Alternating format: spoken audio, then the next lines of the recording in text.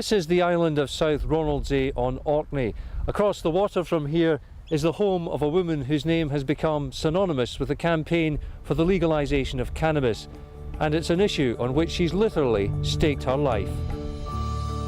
Primarily, Biz Ivol wants it to be used to relieve the symptoms of the disease which has ravaged her body, multiple sclerosis. Her quest to make it available to other MS sufferers and her fight for better social care has made her tired of life. She's already attempted suicide. But her contribution to a contentious debate has led to scenes like this 800 miles south of her cottage in Orkney, outside the Houses of Parliament in London. And now others have taken on the idea, which brought her into conflict with the authorities: the production of cannabis-laced chocolate for MS victims in the UK. Over the last few weeks, we've followed Biz Ivol at close quarters through the trauma of a court prosecution and the subsequent attempt to take her own life. Biz Ivol lives in the picturesque settlement of Hurstone on South Ronaldsay. The setting in which her house sits is more reminiscent of her native Cornwall than this northerly windswept island.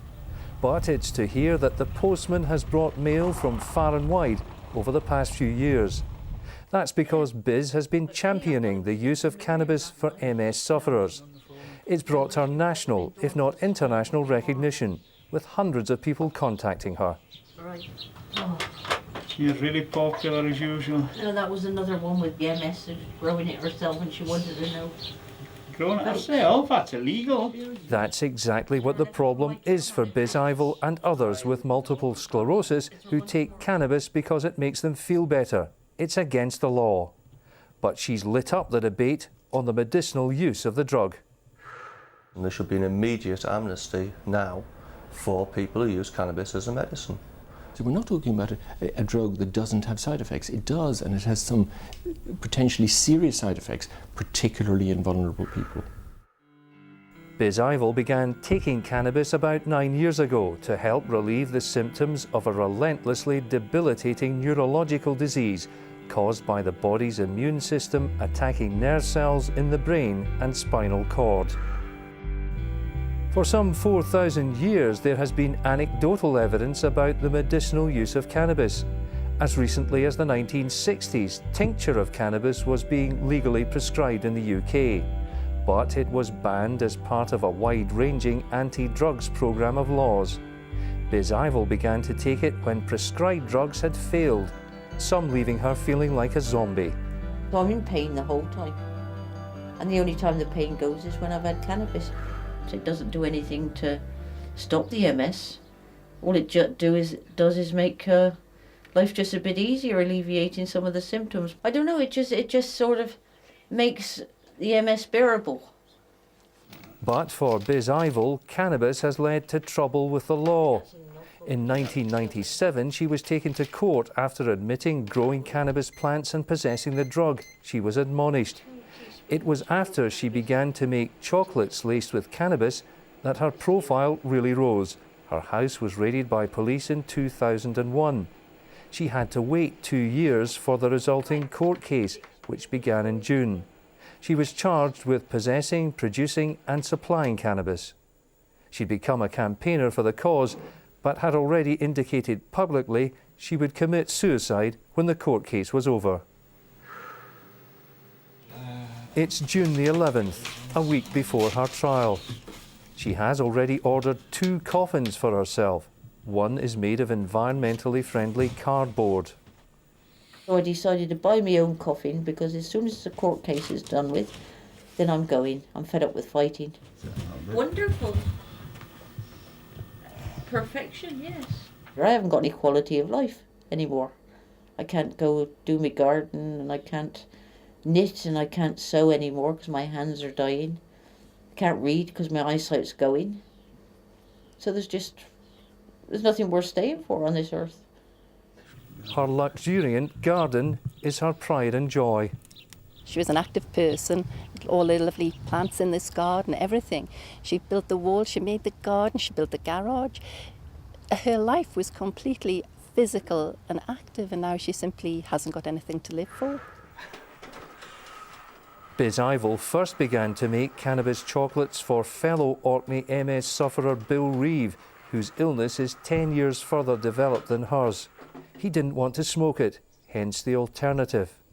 Bill Reeve pays for constant carers. It stopped my legs jumping as much. It helped me sleep better. And it took the edge of worry off the others. It makes you worry less about things.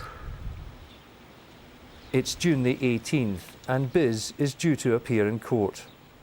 It's been chaotic since 7:10 this morning the phone started. And it's been phone calls more or less ever since, people just phoning up to wish me luck and did I need support and things like that. I don't know, I just wish I could say to the sheriff that I wish that I could give him MS for 2 weeks. I wouldn't wish it on anybody, but I'd love to give him MS for 2 weeks. 1 week with cannabis and 1 week without. Bye-bye, garden. We shouldn't have gone this far. What really has upset me is that it's taken 2 years to get me to court. They left me in limbo for 2 years. The plight of Biz Ivol and others like her naturally evokes public sympathy. But what are the police and the prosecuting authorities supposed to do? Act as they did here in Orkney and face accusations of coming down too hard on a harmless victim? Or do nothing about a person who's clearly breaking the law? The trial is being held at Kirkwall's Leisure Centre to allow wheelchair access.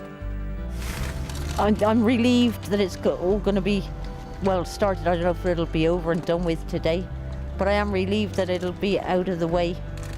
But 2 words beginning with F come to mind: farce and fiasco. On the north side of the River Forth lies Dalgety Bay, a picture of prosperity and the home of a man whose image is the absolute antithesis of the archetypal cannabis user. Yet, John Murray asked Biz to send cannabis chocolates for his wife Eileen, whose life has been scarred by MS over the past 10 years. She was good enough to send us some of her special Belgian chocolate, cannabis chocolates, which Eileen refused to take. Did you have any qualms about breaking the law? No, none whatsoever.